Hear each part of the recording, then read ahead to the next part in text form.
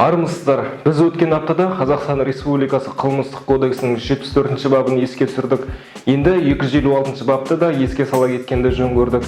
Ендеше Қазақстанда терроризмді насихаттау айыбымен қанша қылмыстық іс қозғалды және одан қалай сақтануға болады, бірге тексерейік. Алдымен статистикаға көз жүгіртсек, мәселен 2008 жылы 3 қылмыстық іс қозғалса, 2017 жылы 133-ке жеткен, ал 2019 жылдың алғашқы 10 айында қылмыстық кодекстің 256-ші бабы бойынша сотта 60 іс қаралған.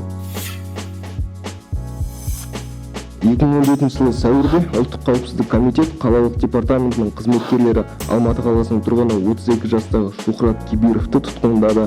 Бұған ВКонтакте желісіндегі Әлім Ахметов деген қолданушы жариялаған нашидтер себеп болып отыр. Тергеушілер бұл профиль Шухрат Кибировке тиесілі деп 2017 жылы қарашада Алмалы аудандық сотында Кибиров Шухратқа қатысты 6 жыл 8 айға жалпы режимдегі абақтыға қамалсын.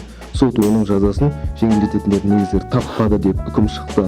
Халықаралық түрме реформасы ұйымының мәліметтері бойынша Қазақстанда экстремистік және террористік айыптар бойынша сотталғандар саны көбейіп келеді. 2014 жылы елде экстремистік және террористік баптар бойынша 154 адам, 2015 жылы 317, ал 2016 жылы бұл көрсеткіш 554 адамға жеткен.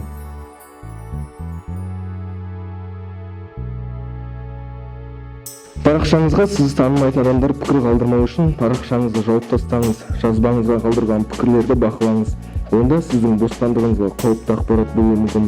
Сонымен қатар өзіңіздің пікірлеріңізге де сақ болыңыз. Топтардың тізімін тексеріп тұрыңыз.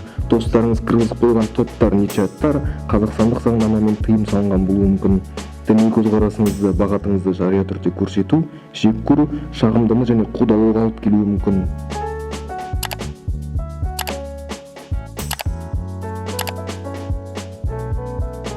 Назарларыңызға рахмет. Дін жайлы көзқарасыңызды айтарда 256 баптың бар екенін ұмытпаңыздар. Аман, сау болыңыздар.